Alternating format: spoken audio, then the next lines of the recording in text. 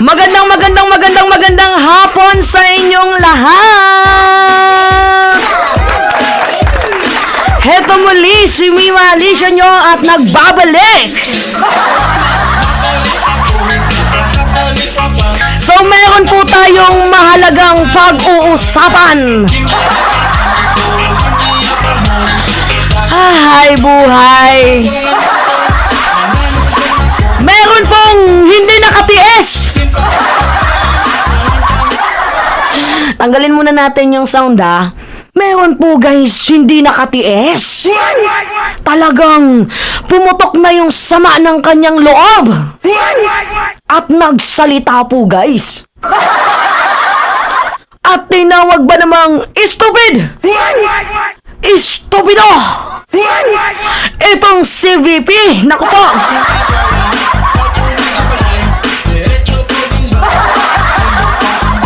Hoy, hindi nang galing kay Mima yan, ha? Baka mamaya may magsabi, yung BP natin hindi nire-respeto ng isang vlogger. Hoy, hindi sa akin galing yan. Galing po yung message na yan sa isang columnist na ang pangalan ay si Mon Tulfo. Alam nyo kung anong ginawa niya kay Sara Duterte? Binanata niya na parang bang, bang, bang, bang, bang, bang, bang.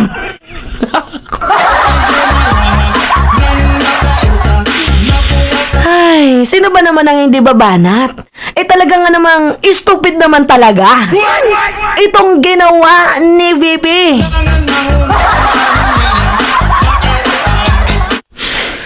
Ay, nako. Anyway, sige.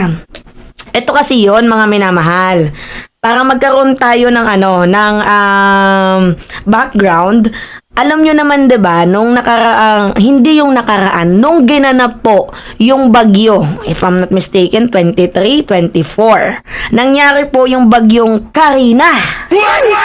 Habang binabagyo po tayo, lumabas ng bansa itong si Vice President Sara Duterte na naka-hoodie, kasama ang kanyang asawa, kasama ang kanyang anak, kasama ang kanyang buong pamilya.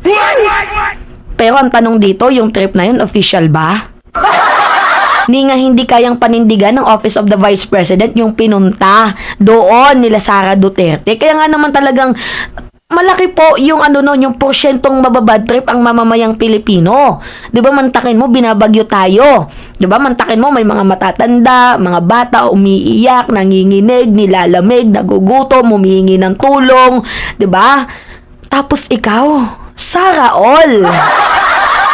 Habang binabagyo ang Pilipinas, nauna ka pang lumabas sa PAR, sa Philippine Area of Responsibility? Mantakin mo, nauna ka pang lumabas sa bagyo para manood ng concert? Hoy, hindi sa akin galing yung balitang yan na nanood siya ng concert. According din po yan sa isang columnist. Yan po yung balita nung nakaraan. Pakita ko sa inyo para merong ebidensya si Mima. Para nang nasasabi niyo na, si Mima sinungaling yan. Hindi ako sinungaling. Never po akong nagbalita sa inyo ng sinungaling. Dahil lahat po na binabalita ko sa inyo with facts and evidence. So ito tingnan nyo tong balitang to. Pakita ko muna. Nasaan na ba yun? Wait lang mga minamahal.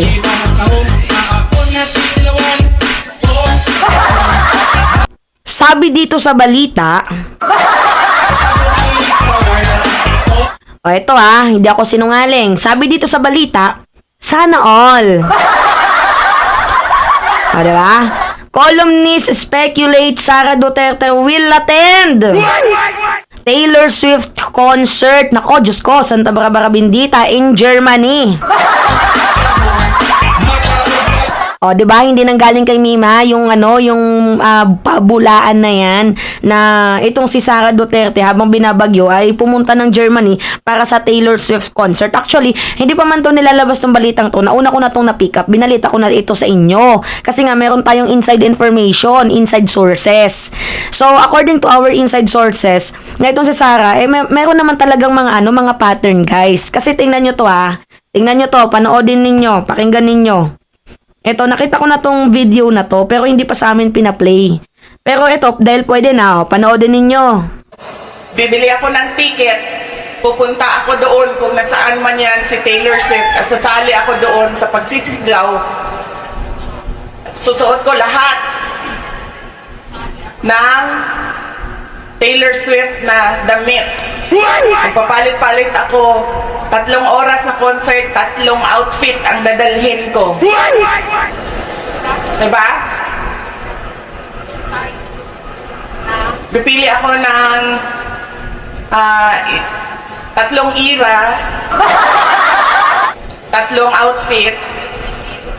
Tapos, pag nagpalit si Taylor Swift, magpapalit din ako. Saan natin kukunin yung pambili natin ng outfit natin? Sa trabaho, sa negosyo.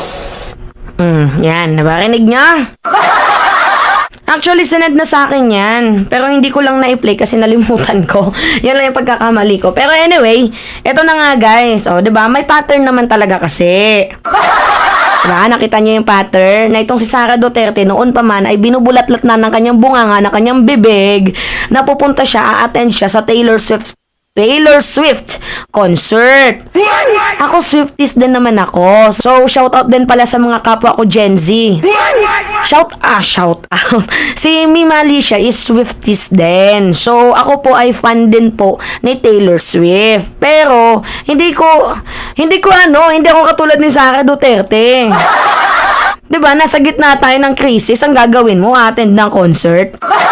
Parang yung logic dito, kunyari na, sabi pa nga ni Muntulpo, kunyari nasusunog yung bahay ng kapitbahay mo, humihingi ng tulong, tapos sasabihin mo, hindi, manunood pa ako ng concert, mamaya na pagbalik ko. Ganyan po yung simpleng logic ni Muntulpo, kaya nga, binanatan niya itong si Inday. Kasi kabanat-banat naman talaga, oy.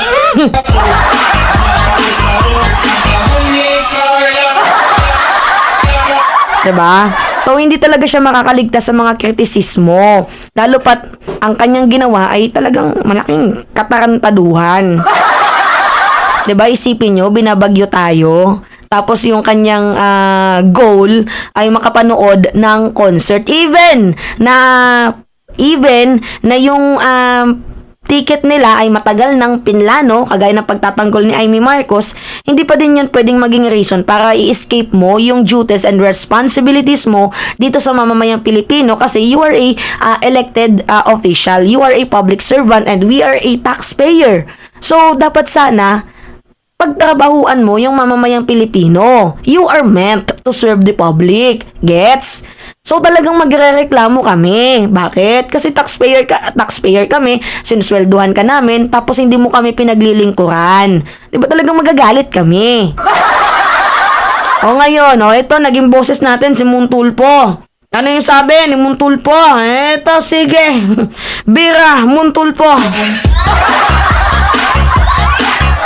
Ito sabi ni Muntulpo, kahit na anong justification ni Vice President Sara Duterte sa kanyang pag-alis patungong Germany habang binabaha ang kamay nilaan, wala siyang lusot.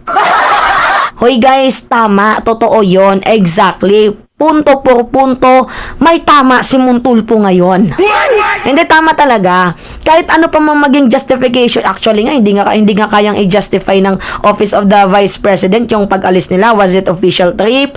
Or eme-eme lang na trip nila? Diba? Hindi nga nila ma-justify eh. So, sinabi na lang nila may pinuntahang kamag-anak na in the first place, pwede mo namang paunahin yung mama mo, yung asawa mo, yung anak mo doon. Tapos after ng responsibilidad mo dito, kasi binabagyo tayo, pwede ka nang sumunod. Pwede namang ganun eh. Kasi hindi talaga kayang linisin itong itong basurang iniwan ni Sara Duterte sa kanyang pangalan. So, totoo yung sinasabi ni Muntulpo. Hindi niya kayang i-justify itong kanyang katarantaduhan. Yung mga troll niya na lang ang nagtatanggol sa kanya na kesyo, ba't yung hinahanap si BP? Bakit si BP ba yung magpapastop ng ulan? Magpapastop ng bagyo? Really? Sasabihin niya sa amin? Ha? Really? Sasabihin niya sa amin na habang kayo, nalulunod na kayo, tapos tayo sinusweldohan natin siya. 'Di ba? Sasabihin niya yan eh, hindi naman siya magpapastop ng bagyo. Ang kailangan natin yung presensya niya kasi public servant siya eh. 'Di ba? Nagigets niyo yung punto ni Mima? Public servant siya. So, meaning, she meant to serve the public. Yun naman talaga. Anyway, sabi dito, Sinabi niya na matagal ng plano niyan at ng kanyang pamilya na mag-abroad bago pa man magbaha. Pero Diyos po santo, napaka-stupidong dahilan! Rar, nagigigil si Montulpo. Talagang parang pak, pak, pak, pak. Psh, talagang KO si Sara Duterte dito. Kasi talagang napaka-stupid ng ano niya. Hindi guys, totoo lang nakakabobo yung rason. Alam niyo kung bakit? Kasi in the first place, pwede naman sila na lang yung manood. Kasi ikaw, VP ka. 'Di ba? Kung gusto ng anak mo matagal nang nakaplano, hindi din naman pinlano ng bagyo na pumasok dito eh. At saka matagal pang pumasok a day before na pumasok yung bagyo, binabalita na yan sa TV. O na may paparating na bagyo. Eh, alam mo naman palang mayroong paparating na bagyo. Eh, bakit hindi ka ba't hindi ka naghanda? 'Di ba? Wala ka on the ground. Samantalang public servant ka, kaloka.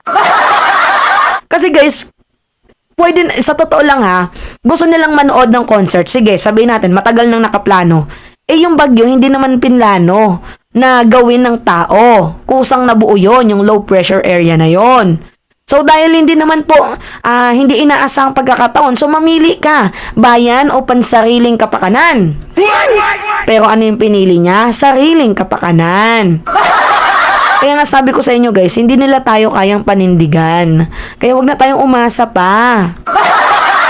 Hindi nila kayang panindigan ng Pilipino. Yan po yung legasiya nila. See? 'Di ba? Kaya deserve mo yung criticism na natatanggap mo ngayon. Mantakin mo, wala ka na ngang mga binibigay na pagpapahalaga sa Pilipino. Sa usaping West Philippine Sea, hinahayaan mo lang ang ating military forces na bulihin, babuyin, 'di ba? Ng Chinese Coast Guard. Tapos hindi mo man lang nire-recognize yung hardship, sacrifices ng ating mga military na nandoon na nagbubuwis ng kanilang buhay doon nga po sa West Philippine Sea. Hindi mo ma-recognize yung hardship nila, yung sacrifices. 'Di ba? Wala ka na nga pakialam sa mga mahalagang issue such as West Philippine Sea. Tapos pati ba naman dito no show ka pa din? No show ka na nga nung Department of Education Secretary ka sa mga meeting. Pati ba naman, pati nga din sa SONA, no show nga din siya eh. Pati ba naman dito, kung saan meron pong kalamidad in the difficult moments and in the difficult times, nasa peak po tayo ng crisis, nasa peak po tayo ng bagyo, hindi ka magpapakita, hindi ka mag-show up, so paano ka naman ma-appreciate? Iniwan mo yung presidente na nagtatrabaho mag-isa, no matter what, magkaaway man kayo sa hindi. Ang ano dito kasi guys, ang punto dito, public official ka, public servant ka. So dapat, uunahin mo, yung gampanin mo, kasi yan yung pinili mong trabaho, di ba? Dapat sana, hindi ka na lang tumakbo bilang vice-presidente ng bansang Pilipinas kung hindi mo din naman pala kayang panindigan na pagiging VP mo. O, mag-resign ka na lang. O, ito pa yung sabi ni Montulpo. Kung nasusunog ang bahay ng iyong kapitbahay at kailangan nila ng tulong mo, sasabihin mo ba na may pupuntahan ka at pasensya na lang? Uy guys, tama yung logic ni Montulpo dito. Tama, oo. Ganun ba? Kunyari, may nag-aagaw buhay na katabi mo, tapos sasabihin mo, wait lang, may pupuntahan pa akong concert, pagbalik ko na lang, saka kita ipo-push up na yan yung ganyan-ganyan. Diba? Oo. Ano ba yung tawag doon? Yung ching, ching, ching. Yung ginagano pag nalunod. See? Ganun ba, BP? Nakakalungkot naman na bansang Pilipinas kung hawak mo tapos maging presidente ka. Mamamatay na nga yung tatay mo. Pati ba naman sa bagyo kung saan mamamatay din ng mamamayang Pilipino dahil nga inaanod na kami. Wala ka din pakialam. Wala na nga kayong pakialam sa buhay ng mamamayang Pilipino dahil sa katarantaduhang ginawa nyo sa war on drugs ninyo. Pati ba naman dito sa mga crisis, I mean, 'di ba? Kunyari may bagyo, lindol, yung mga natural phenomenon. Okay lang yan sa inyo? Ano niya yan na nakakatulog ka ng mahimbing? Kaya mong matulog ng mahimbing? Kaya mo? Nako, BP, grabe ka na. Grabe ba? Kaya mong matulog ng mahimbing habang yung mamamayang Pilipino ay naghihikahos, naghihirap, halos mamatay na, 'di ba? Sa lamig, sa gutom. Yun na yun, BP. Kaluoy, Diyos ko po. Di ba nakakalungkot? Kaya deserve mo na banatan ka ni Muntulpo. Di ba? Kasi wala ka namang ginawang tama eh. Ikaw yung mali dito sa administrasyon na to. Dapat mag-resign ka na lang eh. O ngayon mga Pilipino, meron akong nababalitaan na mukhang meron pong mangyayaring impeachment rally. Dito nga po kay Vice President Sara Duterte bilang VP. So ang tanong, survey lang may sasama ba? Press 1 nga ng mga sasama kasi inano ko na din yun sa Facebook eh. Kasi kung noon nga nagawa natin, naging successful tayo, 'di ba? Doon sa pagiging Department of Education Secretary niya, kahit konti lang tayo. 'Di ba? May sumpa naman yung natin, yung rally natin na yun. Tingnan mo, within 1 month pa lang nagkatotoo. So maybe kapag ginawa natin to for the second time, 'di ba? O kung sila nga naghahakbang maisog, tayo pa kayo. At least meron tayong mga ebidensya. O bakit kailangang ma-impeach? O kasi nasa gitna po kami ng crisis, iniwan kami ng aming BP. Yung 125 million confidential funds, hindi niya man lang ma-justify kung saan niya ginamit. Pasok po yon sa plunder and graft corruption. O, diba? So, meron tayong mga reason kung bakit dapat siyang ma-impeach. O, kabilang na nga din yung pagwawalang hiya niya sa saligang batas na kumakampi siya sa isang fugitive. Diba? Sa isang pugante. Dito sa isang rapist, di umano. Diba? Na kahit mali, kinakampihan mo pa. Diyos ko po. Kaya wag mong sisihin yung Pilipino kung bakit bumababa yung survey mo. Dahil ikaw yung gumagawa ng grades mo. Kami lang yung nagdideklara kung ilan yung grades na ibibigay namin kasi yan lang din naman yung trabahong binibigay mo sa amin. Nagigets nyo, mga minamahal? So anyway, yun lamang po guys. It's me again, si Mima Alicia nyo at nagbabalik ulit para sa ating panibagong video.